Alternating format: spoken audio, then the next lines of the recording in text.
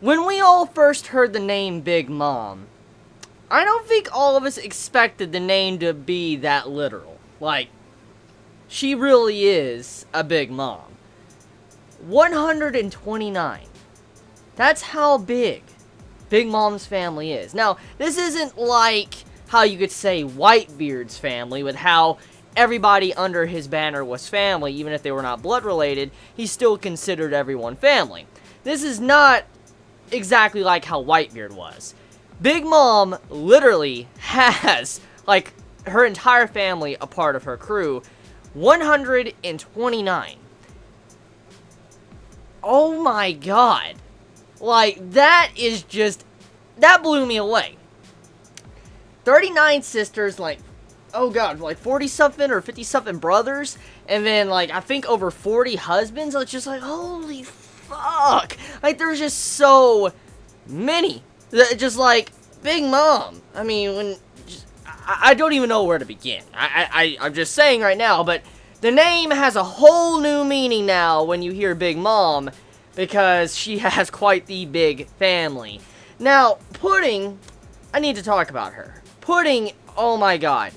Oda did an excellent job of allowing us to grow connected with her character in just a couple of chapters. I'm really loving her character, and honestly, I'm sad that her interaction with the Straw Hat crew is kind of already done at this moment. We gotta wait a couple chapters, or a couple weeks, because, as we know, there's gonna be a hiatus next week, so there's not gonna be any chapter, but that's not the main point. Most likely we're gonna have a, interaction between the crew, talking about different things, maybe Sanji, but overall, we're not gonna get to probably see Puddin' for a couple of chapters.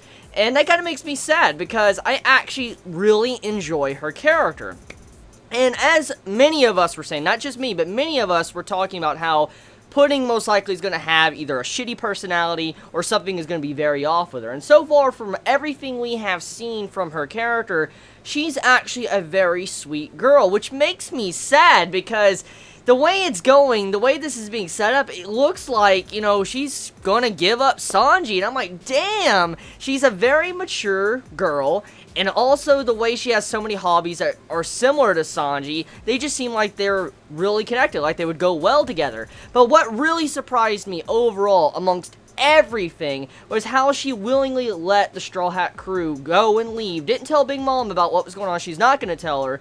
And she allowed them to know the route to sneak past all the other islands and sneak unnoticed by Big Mom.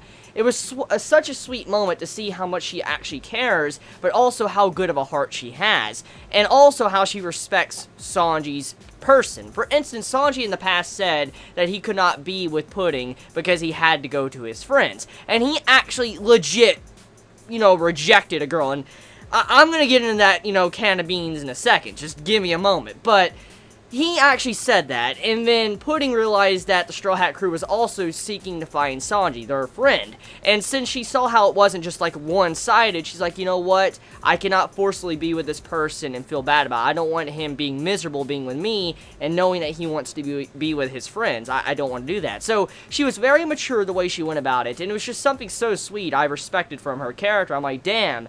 It makes me sad to know that she might not actually be with Sanji, even though I feel like out of all the girls Sanji's could possibly be with, she's probably the best bet. And I'm like, damn, that's sad. So talking about the rejection, that's, oh my god, Sanji rejected a woman. It has hell frozen over. Like, just real quick.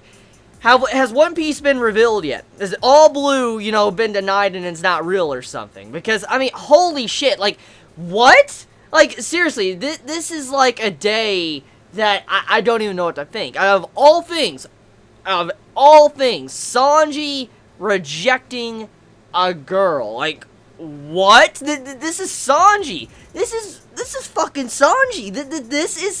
Is this really Sanji? Like, he rejected a girl, and, I mean, in a way, it's very honorable to see how Sanji did what he did and rejected her, but damn, it blew me away, surprised me. I'm like, of all characters, he rejects such a sweet and kind girl?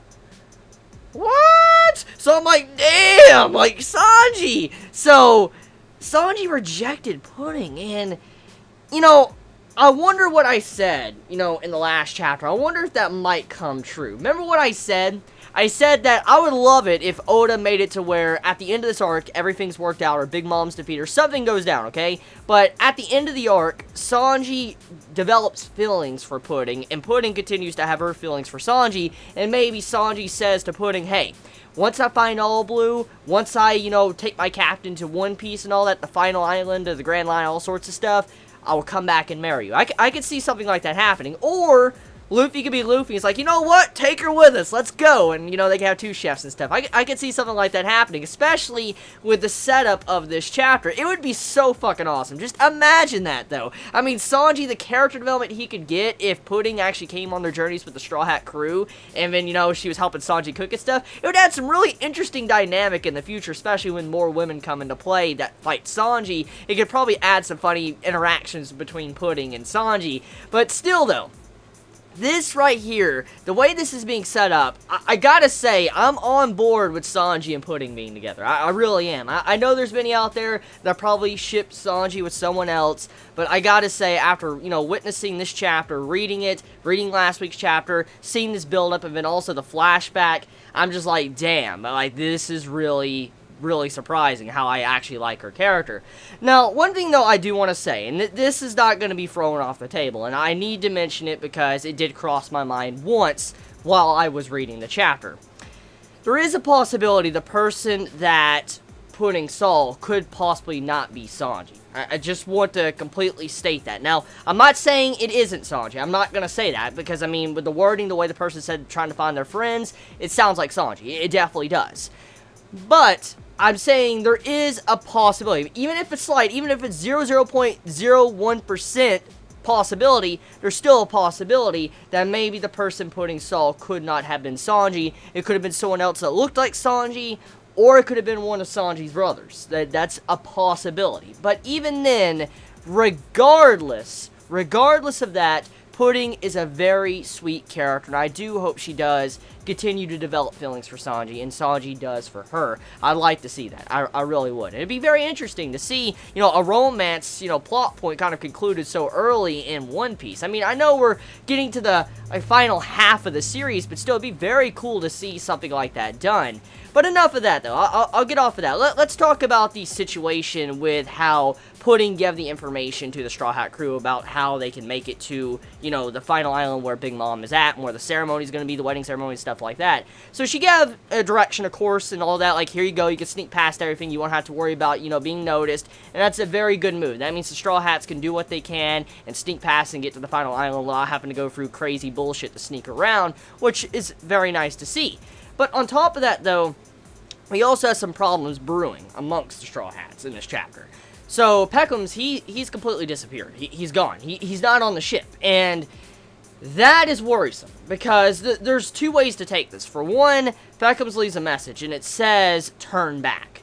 And you can interpret this as he's worried about the Straw Hats. He's like, you need to turn back now. You guys, you continue down this path, you're going to get fucking killed. You need to turn around. Or he could be saying that as a way to threaten them because he'll try to start shit or something. Maybe something like that might happen. But regardless, though, the turn back is worrisome because that would mean that someone might know or be aware of what the Straw Hats are currently doing and where they're going to go. And maybe the route they're going to take to sneak past everything, they're still going to be discovered amongst that. So some trouble could possibly happen in the next chapters.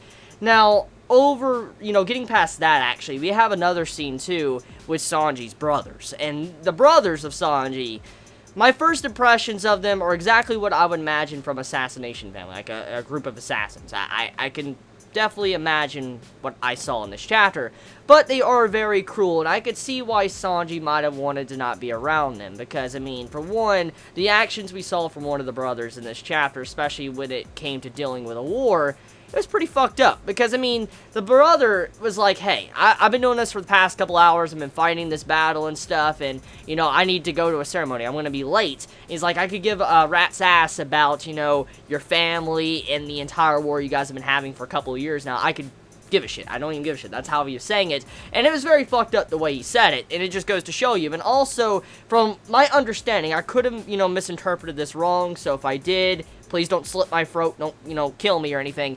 But it seemed to me like he used one of his men as well to get shot.